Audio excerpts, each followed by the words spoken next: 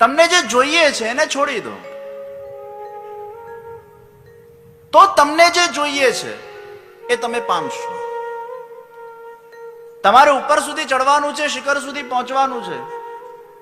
તમે ચડવા પર ધ્યાન આપો. એક પછી એક પછી એક પછી એક સીડી તમે ચડ્યા કરો, ચડ્યા કરો, ચડ્યા કરો. અને ક્યારે તમે તમારા શિખર પર પહોંચી જશો, મુકામ પર પહોંચી જશો, મંઝિલ પર પહોંચી જશો એનું ખબર પણ નહીં પડે. પણ ઉપર જોઈને જો ચડશો તો દાદરો બહુ લાંબો લાગશે, થકાન લાગશે. પણ ચડવામાં જો ધ્યાન હશે, ચડતા જશો, ચડતા જશો અને ક્યારે પામી જશો ખબર નહીં પડે. જીવનના અંદર ચોક્કસ લક્ષ્ય હોવા જોઈએ, એમ્બિશન હોવા જોઈએ, કંઈક પ્રાપ્ત કરવાની ઝંખના હોવી જોઈએ. પણ એ પ્રાપ્ત કરવાની ઝંખના એના જીવનના અંદર એટલી ઊંચી ન થઈ જાય કે એ ઝંખનાના કારણે એના જીવનના અંદર પ્રત્યેક ક્ષણ એને ભાર રૂપ લાગવા લાગે. ઘણીવાર આપણને જે જોઈતું હોય છે એ વસ્તુ આપણા માથે ચડીને એટલો અવાજ કરતી હોય છે, વાદળના જેમ, વીજળીના જેમ ગર્જના કરતી હોય છે કે આપણે જે કરતા હોઈએ છીએ પુરુષાર્થ એ વસ્તુને પામવા માટે એમાં ભાર મહેસૂસ થાય છે. અને ભારથી કરેલું કોઈ પણ કાર્ય એ માણસને સ્વાંત સુખ આપી શકતું નથી. પરીક્ષાના અંદર પણ છોકરાઓ જેની પહેલી રેન્ક આવેલી હોય એને ભાર લાગે છે કે હવે મારી બીજી આવશે તો કેમ ચલાવાશે. એને પહેલી જ જોઈએ છે, પણ બીજી આવશે તો, બીજી આવશે તો, બીજી આવશે તો આ વિચાર એને ભારરૂપ લાગે છે. કદાચ જે ભણવામાં સારો ના હોય, હું ફેલ થઈશ તો, હું ફેલ થઈશ તો, હું ફેલ થઈશ તો, આ તો એને ભારરૂપ લાગે છે. તું ભણવામાં ધ્યાન આપ, લગનથી ભણ, પ્રેમથી ભણ. પુરુષાર્થ કરતી વખતે એમાં ખોવાઈ જા, મગ્ન થઈ જા. સંપૂર્ણ રીતે તારી જાતને એમાં સમર્પિત સાધન, પુરુષાર્થ અને પછી જો એક દિવસ તને સફળતા. ઘણીવાર પુરુષાર્થ કરતા કરતા ધૈર્ય તૂટી અને પછી જે ફળ તને મળે છે એનો સહર્ષ સ્વીકાર કર. એક વસ્તુ નક્કી છે, બધી મહેનત કરવી, કઈ ફળ જેટલું ભગવાને નક્કી કરેલું એ ધૈર્ય ખૂટી જાય એટલું જ એના જીવનમાં. પણ જેના અંદર ધૈર્ય છે, ઉત્સાહ છે, જે નિરંતર નવીન રહે છે, નવો રહે છે, એ પુરુષાર્થ કરવામાં એને મજા આવે. That is going to happen, nobody can change. એ ફળ તરફ દ્રષ્ટિકોણ ન રાખીને કેવલ એના પુરુષાર્થ તરફ દ્રષ્ટિકોણ રાખે છે તો ક્યારે ફળ સુધી પહોંચી જાય છે એને ખબર જ નથી પડતી. જે થવાનું છે, સરસ વાત એક કવિએ કરી, જો તુમ ચાહતે હો, દુનિયાની કોઈ પણ શક્તિ કે તાકાત એને બદલી, જો તુમ ચાહતે હો उसको, your destiny cannot be changed.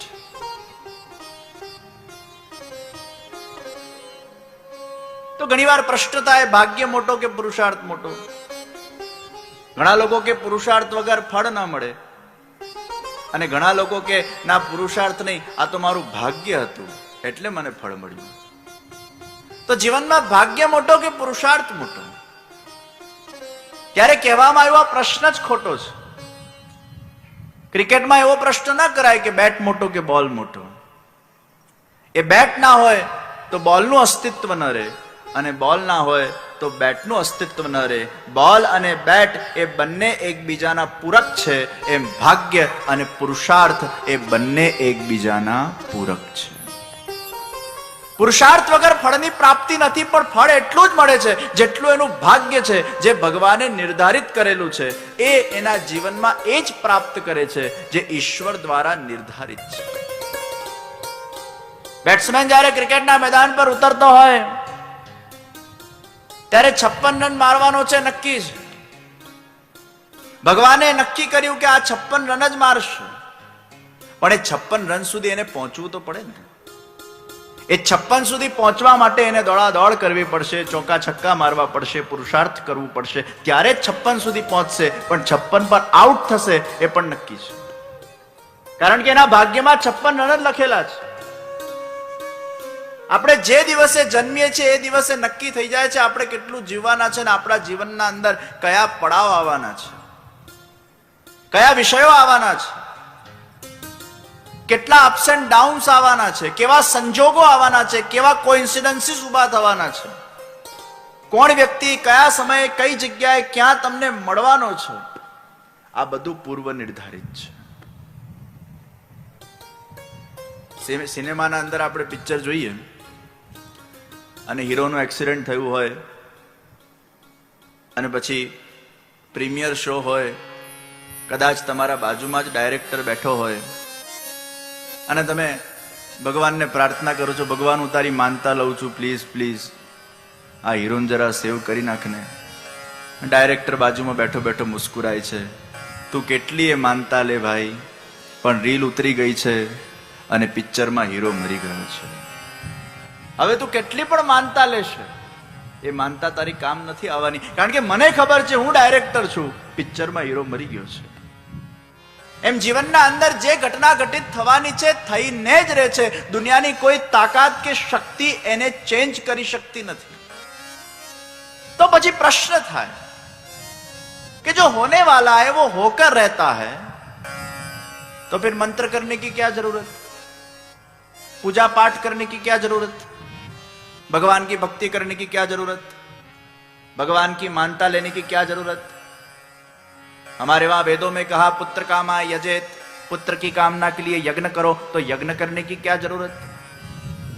जो होने वाला है वो होकर ही रहेगा, तो फिर ये पुरुषार्थ क्यों करे, ये साधन क्यों करे. અને જો આ સિદ્ધાંત લોકોને આપણે આપી દઈએ તો લોકો નાસ્તિક બની જશે કે ભગવાનને માનવાની જરૂર જ નથી, જે થવાનું છે થઈને જ રહેવાનું છે. પછી શા માટે પૂજા પાઠો કરવા અને શા માટે કર્મકાંડો કરવા, શા માટે યજ્ઞાદિ કરવા, શા માટે આ બધા સાધનો કરવા. ત્યારે એમાં ઉત્તર આપવામાં આવ્યું કે ભગવાન તમારા જીવનના અંદર ચોક્કસ સફળતા પ્રદાન કરે છે તમારા પુરુષાર્થના માધ્યમથી, પણ એ સફળતાના પહેલા ભગવાન તમારા પાસે કંઈક ધાર્મિક અનુષ્ઠાન કરાવડાવે છે, કંઈક આધ્યાત્મિક સાધન કરાવડાવે છે, કંઈક મંત્ર કરાવે છે, કંઈક કોઈકના આશીર્વાદ અપાવડાવે છે. 56મા વર્ષે કદાચ ભગવાને નક્કી કરેલું છે કે આના ભાગ્યાનુસાર આને મારે આ શિખર સુધી પહોંચાડવો છે, તો 54મા વર્ષથી એના જીવનમાં કંઈક આધ્યાત્મિક અનુષ્ઠાનો ભગવાન કરાવડાવશે, કોઈક સદગુરુનો સંગ એને આપશે, કંઈક આશીર્વાદની પ્રાપ્તિ એને કરાવડાવશે અને 56મા વર્ષે એને સફળતા મળશે. એ 56મા વર્ષે જે સફળતા મળી એમાં એને એવું થાય છે કે આશીર્વાદથી મને મળી, કોઈક આધ્યાત્મિક પુરુષાર્થથી મને મળી, યજ્ઞાદિથી મળી, પુણ્ય કરવાથી મળી, સેવા કરવાથી મળી. ના, એને મળવાની જ હતી, એ મળવાની હતી એટલે ભગવાને એના પાસે આધ્યાત્મિક અનુષ્ઠાનો કરાવડાવ્યા. એ ફળ ભગવાન સાધનને પ્રદાન કરે છે, એ ફળ ભગવાન જે પુરુષાર્થ તમે કર્યું છે એને પ્રદાન કરે છે. वो मिलने वाला ही था. तो निश्चित जो मिलने वाला होता है वो मिलकर रहता है, लेकिन उसके पूर्व भगवान ऐसे साधन हमारे द्वारा कराते हैं. कोई न कोई सत्संग बीच में आ जाता है, कोई न कोई मंत्र अनुष्ठान बीच में आ जाता है, कोई न कोई गुरु के आशीर्वाद हमारे जीवन के अंदर आ जाते हैं. हमें ऐसा लगता है आशीर्वाद के कारण हुआ, नहीं, वो होने ही वाला था. आशीर्वाद उसमें निमित्त बनते हैं. भगवान डायरेक्ट फल નથી આપતા, એમાં વચ્ચે કદાચ ગુરુને રાખતા હોય, સત્સંગને રાખતા હોય, અનુષ્ઠાનને રાખતા હોય. એટલે તમને જ્યારે સાધનના અંદર રુચિ જાગૃત થાય, ભગવત કથા કરાવવાની રુચિ જાગૃત થાય, ભગવત કથા શ્રવણ કરવાની રુચિ જાગૃત થાય, મંત્ર અનુષ્ઠાન કરવાની રુચિ જાગૃત થાય, ભગવાનની સેવા કરવાની રુચિ જાગૃત થાય, ભગવાનની ભક્તિના અંદર રસ તરબોળ કરવાની હૃદયના અંદર એ ભાવના ઉત્પન્ન થાય, ત્યારે સમજી લેજો આ સાધનમાં રુચિ જાગૃત થઈ છે એ જ ભગવાનની સૌથી મોટી કૃપા છે. સિદ્ધિ મળે કે ન મળે, પણ સાધનમાં રુચિ વહી ભગવાન કે કૃપા કા સબસે બડા ફલ है. नहीं तो उसको साधन में रुचि ही नहीं होती. એને ધાર્મિક અનુષ્ઠાનો કરવા ગમે જ નહીં, ભગવાનના મંદિરે જવું ગમે જ નહીં, કથા સાંભળવી ગમે જ નહીં, કથા કરાવવી ગમે જ નહીં, સેવા કરવી ગમે જ નહીં. ભગવાન જ્યારે તમારો આધ્યાત્મિક રીતે ઉદ્ધાર કરવા માંગે છે ત્યારે તમારા મનમાં સાધનમાં રુચિને પ્રગટ કરે છે. પૈસો હોવો એ તો ભગવાનની દયા છે ભાઈ, સંપત્તિ હોવી એ તો દયા છે. ઘણા લોકો કે અમને બહુ ધંધામાં સફળતા મળી, ભગવાનની બહુ કૃપા છે. ના, એની કૃપા ના કહેવાય, એ તો દયા છે. ભગવાન તમને લૌકિક સંપત્તિ આપે, ભગવાન તમને અર્થ આપે, ભગવાન તમને ભૌતિકવાદના અંદર સફળતા પ્રદાન કરે, એ તો ભગવાનની એક દયા છે. ભગવાન એ બિચારો જાણીને આપણને આપી દે છે. ભોગ વિલાસ તરફ અગર તમારી ગતિશીલ થતી હોય, એ ભગવાનની દયા છે.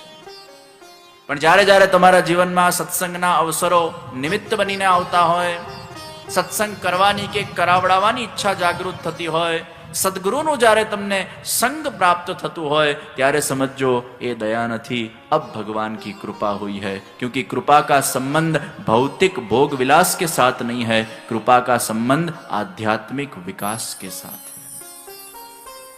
आत्मा परख, परमात्मा परख, अध्यात्म परख एक कृपा मूलक છે. અને ભૌતિકતા તરફ, શરીરવાદ તરફ, લૌકિકતા તરફ એ દયા મૂલક છે. ભગવાન જયારે ઈચ્છે કે આને મારે બહુ જ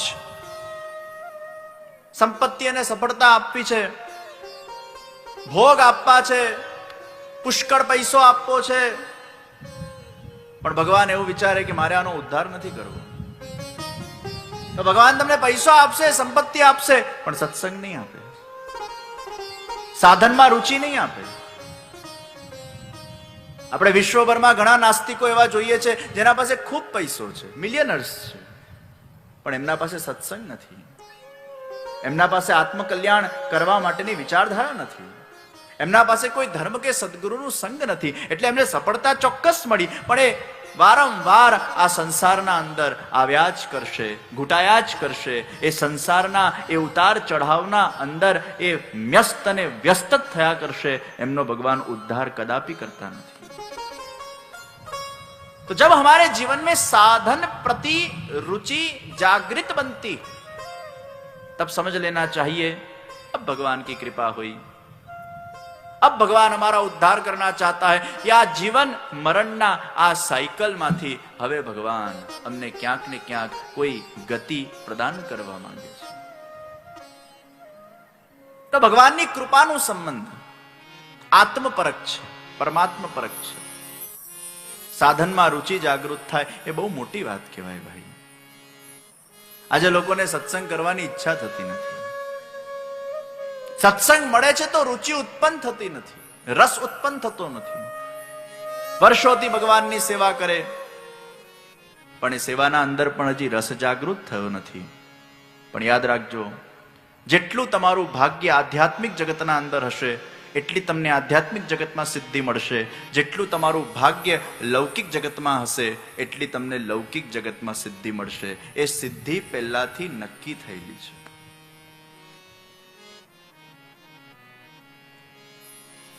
ઘણીવાર આપણે ભગવાનની માનતાઓ લઈએ છીએ અને માનતા પૂરી એ થાય છે, પણ એનો અર્થ એ નહીં કે પછી માનતા લીધા જ કરીએ, લીધા જ કરીએ, લીધા જ કરીએ. અને ક્યારે તો બ્રેક ઇવન પોઈન્ટ આવશે. 50 વર્ષે બાપુજી બીમાર પડ્યા, માનતા લીધી. બાપુજી સાજા થયા. 60મા વર્ષે બીમાર પડ્યા, સાજા થયા. 70મા વર્ષે બીમાર પડ્યા, સાજા થયા. 80મા વર્ષે બીમાર પડ્યા, સાજા થયા. 90મા વર્ષે, 100મા વર્ષે ભગવાન કે હવે તું ઉપાડવા દે ભાઈ, હો થયા. તું લીધે જ જાય, લીધે જ જાય, લીધે જ જાય. ક્યારેક તો બ્રેક ઇવન પોઈન્ટ આવશે ભાઈ. આ દુનિયાના અંદર એવો કોઈ મંત્ર બન્યો નથી કે એવો કોઈ અનુષ્ઠાન બન્યો નથી જે વ્યક્તિને અમર બનાવી શકે. जिसका जन्म है उसका मृत्यु निश्चित है, जो होने वाला है वो होकर रहता है.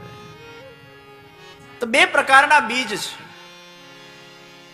એક લૌકિક જગતનું બીજ છે અને એક અલૌકિક જગતનું બીજ છે. લૌકિક જગતમાં 3 પ્રકારના સંભાવના યુક્ત બીજ હોય છે. એક બીજમાંથી ખાલી કડી પ્રગટ થાય છે, એક બીજ વૃક્ષ સુધી પહોંચે છે અને એક બીજ ફલરૂપ બને છે. અને અલૌકિક જગતમાં પણ આ 3 સંભાવના વાળા બીજ છે. એક કડી બને, એક વૃક્ષ બને, એક ફળ આપે. લૌકિક જગતમાં એક બીજ એવું છે જે ખાલી કડી સુધી જ પહોંચે છે. એમની ઈચ્છાઓ બહુ સીમિત હોય. ડિગ્રી મેળવી લીધી હોય, એકાદ દુકાન ખોલી નાખેલી હોય અને એ દુકાનથી ઘરે, ઘરેથી દુકાન, એક સંતોષી જીવન એ જીવે છે. એને બહુ આગળ પછી ઈચ્છાઓ જ નથી થતી કે વધારે કંઈક વિકાસ કરું. એક દુકાનમાં સંતોષ. બીજી સંભાવના વાળું બીજ એવું છે કે એને બહુ બધી દુકાનો કરવી છે, એને વિસ્તાર કરવો છે, એને મોટી બ્રાન્ડ ઊભી કરવી છે. એ વૃક્ષ સુધી પહોંચે છે.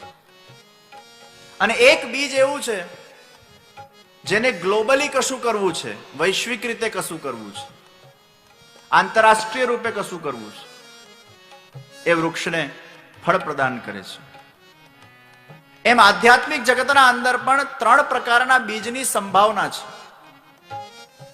એક બીજ ખાલી કડી સુધી જ પ્રગટ થશે. તમે સેવા કરી કરીને થાકશો પણ તમારા અંદર એ ભાવ અને પ્રેમ જાગૃત નહીં થાય. એટલે ઘણા બધા લોકો એવા છે જે આખો જીવન સેવા કરતા હોય પણ એ ભગવાનનો દિવ્ય પ્રેમને જાગૃત કરી શકતા નથી. કેમ?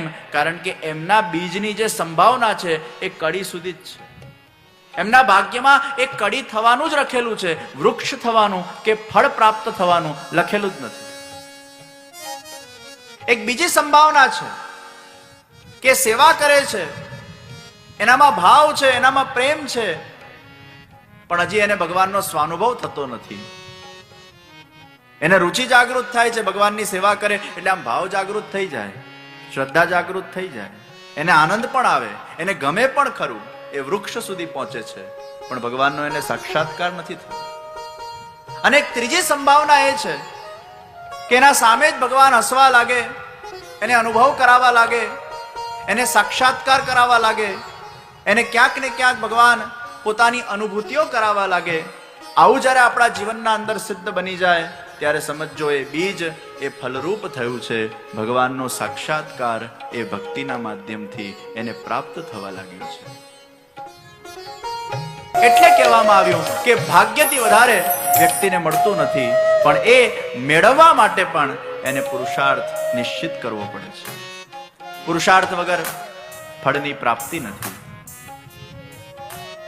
તો ઘણા એવા જીવો ફળરૂપ બને છે જેમને ભગવાનનો સાક્ષાત્કાર થાય છે. મેં ઘણા એવા જીવો જોયા છે બ્રહ્મ સંબંધ લીધા પછી જ્યારે એમના અંદર ભગવત સંબંધ રૂપી બીજ એ જાગૃત બને છે અને ઠાકોરજીની સેવાના માધ્યમથી એ બીજની પરવરિશ કરવામાં આવે, પલ્લવિત થાય, એ બીજ ફળરૂપ બને. એમને ક્યાંક ને ક્યાંક અંત સમયે ભગવાનના દર્શન થાય, ભગવાનની અનુભૂતિ થાય અને ત્યારે સમજી લેવું એનો ફેરો એ સફળ થયો છે.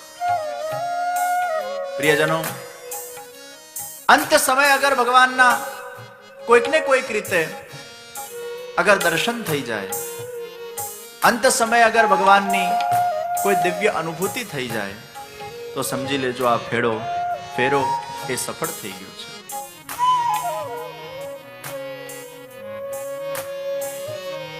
ભગવાનના ગોલોકધામમાંથી 2 પ્રકારના જીવો આ ભૂતલ પર આવ્યા. એક છે ભગવાનની ઈચ્છાથી જન્મેલા જીવો અને એક છે ગોલોકધામમાં એમને કંઈક અપરાધ કર્યા હોય છે એટલે ભગવાન એમને ભૂતલ પર મોકલે છે. જે ભગવાનના ઈચ્છાથી પ્રગટેલા જીવો છે એ કોઈને કોઈ ગુરુ સાથે જોડાય, કોઈને કોઈ ભગવત કાર્ય સાથે જોડાય, એમને ભગવાનના કાર્યો કરવાના અંદર રુચિ જાગૃત થાય છે. એવા લોકોને ભગવાન ખૂબ પૈસો આપે છે, સંપત્તિ આપે છે. ભગવાનથી ઈચ્છાથી જન્મેલા જે જીવો છે એમને ભગવાનના કાર્ય કરવાના અંદર ખૂબ રુચિ જાગૃત થાય છે. ભગવાન કહે છે તારું જન્મ એ મારા ઈચ્છાથી થયું છે. પૂર્ણમલ ક્ષત્રિયનું જન્મ એ ભગવાનની ઈચ્છાથી થયું હતું. એ ભગવાને એને નિમિત્ત બનાવ્યા અને શ્રીનાથજી બાવાનું ભવ્ય મંદિર એને સિદ્ધ કર્યું. આવા ભગવાનના કાર્યો કરાવવા માટે ભગવાન પોતાની ઈચ્છાથી અમુક જીવોને પ્રગટ કરે છે. અને બીજું, કોઈ ગોલોકધામમાં એને ભગવાનનો અપરાધ કર્યો હોય છે, એ અપરાધના કારણે એ આ ભૂતલ પર આવીને જન્મે છે. તો ભગવાનના જે આવા અપરાધવાળા જીવો છે એને ભગવાન બહુ કષ્ટ આપે છે, બહુ હેરાનગતિ કરે છે, બહુ કસોટી લે છે. એ ઠાકોરજીની સેવા કરતા હોય તો પણ એને દુઃખ જ મળે. એ સારું કરવા જાય તો પણ એના જીવનના અંદર ક્યારે પણ એને જશ ન મળે. એ બધાની મદદ કરવા જાય, સારી ભાવના રાખે તો પણ એના સાથે કંઈક ખોટું જ થાય. એવા લોકોને ઘણીવાર પ્રશ્ન થાય કે અમે ભક્તિ કરીએ, સેવા કરીએ, આટલું બધું સત્સંગ કરીએ તો અમારા સાથે અહિત જ કેમ થાય છે? ત્યારે એમને ચિંતન કરવું કે હું કંઈક ભગવાનનો ગોલોકધામનો અપરાધી જીવ છું. એવા લોકોના જીવનના અંદર ભગવાન કદાચ સાંસારિક રીતે કષ્ટ આપે છે, દુઃખ આપે છે, પણ ભગવાન કહે છે તારા હૃદયના અંદર મારા માટેની જે પ્રેમ અને ભક્તિ અને સમર્પણની જે સંપત્તિ છે એ અડીગ રહેશે, એ કાયમ રહેશે. ભલે તને કેટલા પણ કષ્ટ મળતા જશે, પણ તારો મારા માટેનો જે ભાવ છે એ દિન દુગની રાત ચોગની વધ્યા કરશે, વધ્યા કરશે, વધ્યા કરશે. એમાં જરા પણ ઘટોતી નહીં થાય. આવા લોકો કષ્ટમાં પણ ભગવાનને ભૂલતા નથી. કેમ? કારણ કે ક્યાંક ભગવાનના ગોલોકધામ સાથે એમનો સંપર્ક કે સંબંધ છે એ ખાલી થોડાક વર્ષો આ ભૂતલ પર જીવવા આવેલા છે, અને પછી ભગવાન પાછા એમને પોતાના ધામમાં બોલાવી લે છે. તો એક વસ્તુ નક્કી છે, જે ભગવાનની ઈચ્છાથી જન્મેલા જીવો છે અને જે ભગવાનના કોઈક અપરાધથી જન્મેલા જીવો છે, એમની ગતિ નિશ્ચિત છે. ઈચ્છાથી જન્મેલાને સફળતા મળે છે, સુખ મળે છે, પૈસો મળે છે, સંપત્તિ મળે છે, અને અપરાધથી જન્મેલાને કષ્ટ મળે છે, કસોટી મળે છે, દુઃખ મળે છે. પણ ભગવદ ભાવ અને પ્રેમની સંપત્તિ એ ઈચ્છાથી અને અપરાધથી બંને જન્મેના લોકોના અંદર અકબંધ રહે છે. તો ભગવત ભક્તિ કરતા પણ અગર કસોટી મળે છે તો ક્યારે પણ અવિશ્વાસ ન કરવો. ઘણા લોકો અજ્ઞાનતાના કારણે એવો વિચાર કરી નાખે છે કે આટલી બધી ભગવાનની ભક્તિ કરીએ તોય આટલું ભગવાન દુઃખ આપતા હોય છે તો શું કામ ભક્તિ કરવી? પણ ભગવાનની ભક્તિનું અને દુઃખ સાથેનું એનું કોઈ એકબીજા સાથે રિલેશન જ નથી. તમને જે ડિઝીઝ થયો હોય એ પ્રમાણે તમને દયાવા મળે. ડોક્ટર જેમ એ પેશન્ટની સર્જરી કરતો હોય, દવા આપતો હોય, એનો ઈલાજ કરતો હોય, તો ઘણીવાર એમાં ચીરોય મારવો પડતો હોય તો ડોક્ટર પર આપણે ગુસ્સો નથી કરતા, તું ચીરો કેમ મારે ભાઈ? પણ એ ચીરો આપણા માટે સારું છે. લોહી નીકળતું હોય, સર્જરી થતી હોય, પણ એ ડોક્ટર જાણે છે કે આ રોગને નાબૂદ કરવો હશે તો મારે આ ચીરો મારવો પડશે, ઇન્જેક્શન આપવું પડશે. એ કષ્ટદાયી થશે પણ એ તારા હિત માટે છે. એમ ભગવાન પણ એ ભક્તોના હિતનું વિચારીને બ્રહ્મ સંબંધ લીધા પછી જે જીવો એ ઠાકોરજીની સેવા કરે છે અને એ સેવાના અંદર કદાચ અગર એને કસોટી કે કષ્ટનો સામનો કરવો પડે છે તો એમાં એવો જ ભાવ કરવો કે મારું નિશ્ચિત ભગવત ગોલોકધામ સાથે સંબંધ છે, મારું નિશ્ચિત ભગવાન ઉદ્ધાર કરવાના છે, મારો નિશ્ચિત આ છેલ્લો જન્મ છે, મારે પાછું જન્મ લેવાનું નથી, પણ કારણ કે ક્યાંક મારો કોઈક અપરાધ હશે એટલે આ કષ્ટને હું ભોગવી રહ્યો છું. ऐसे काफी जीवों को भगवान अंतिम समय कहीं न कहीं कोई न कोई रूप से कोई ऐसे संजोग खड़े करते हैं कि पता चल जाता है कि इसका आखिरी जन्म. મને એક વૈષ્ણવે પૂછ્યું કે જે એવું કેવી રીતે ખબર પડે કે આપણું છેલ્લું જન્મ છે ને પાછું બીજી વાર જન્મ નથી લેવાનો? એનું કોઈ ધારાધોરણ ખરું? તેના ધારાધોરણમાં છે કે છેલ્લા સમયે અગર કોઈ તમારા જીવનના અંદર ભગવાન, ગુરુ કે સત્સંગ કે તીર્થનું અગર સંગમ થાય તો સમજી લેવું આ તમારું છેલ્લું જન્મ છે.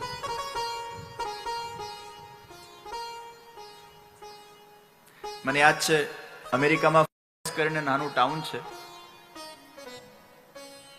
એમાં 90 વર્ષના ડોશીમાં આખી જિંદગી એમને ઠાકોરજીની સેવા કરી અને એટલું સુંદર સ્વરૂપ એમના ઠાકોરજીનું, આહલાદક સ્વરૂપ, એવું લાગે હમણાં બોલી ઉઠશે. એમની સેવામાં મગ્ન રહેતા ભાગ્ય જવાનું થતું હોય. બહુ નાનું ટાઉન છે અને અમેરિકામાં 2-2.5 મહિનાનો પ્રવાસ હોય. એમાં મોટા શહેરોમાં વધારે પ્રવાસ હોય નાના ટાઉન્સ કરતા. 2-3 વર્ષે એકવાર એ ટાઉનમાં જવાનું થાય. પણ સંજોગ જુઓ, સંજોગ એવા ઉભા થયા કે એ વખતે મારું એ ટાઉનમાં જવાનું થયું અને એ માજી હોસ્પિટલના અંદર હતા છેલ્લા શ્વાસો કદાચ કાઢી રહ્યા હતા. 2 દિવસ માટે ટાઉનમાં ગયો, માજીને મળવા ગયો, પ્રસાદી વસ્ત્ર ને બધું એમને ઓઢાવ્યું. મને કે જે મને મારા બાલકૃષ્ણલાલજી મારા નજરના સામે દૃશ્યમાન થઈ રહ્યા છે.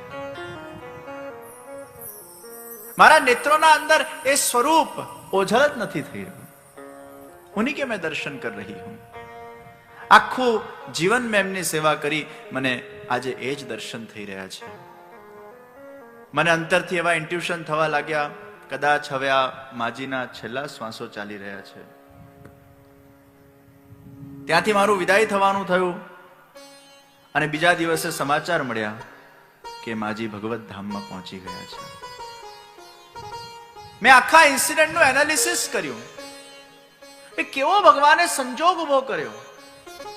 એ માજીના છેલ્લા શ્વાસો ચાલતા હતા, એ જ વખતે ભગવાને એ પ્રસાદી ઉપરણાને પધરાવવા માટે ક્યાંક નિમિત્ત બનાવીને એ માજી પાસે મોકલ્યા. છેલ્લા સમયે એમને ઈશ્વરના દર્શન થયા, એ ભગવાનની પ્રસાદી એમને પ્રાપ્ત થઈ અને ભગવત ધામના અંદર બીજા જ દિવસે પહોંચી ગયા. આનાથી ખબર પડે કે એ માજીનું છેલ્લું જન્મ. શ્રી પ્રભુને પ્યારા શ્રી યમુનાજીના લાડીલા એવા રસિક સત્સંગી વૈષ્ણવોને જે શ્રીના આ વચનામૃત ગમ્યા હોય તો આ વિડીયોને લાઈક કરજો, શેર કરજો અને કમેન્ટ બોક્સમાં જય શ્રી કૃષ્ણ જરૂર લખજો અને અમારી ચેનલ શ્રી વલ્લભને સબસ્ક્રાઈબ કરવાનું ભૂલશો નહીં. સર્વે વહાલા વૈષ્ણવોને ભાવથી જય શ્રી કૃષ્ણ.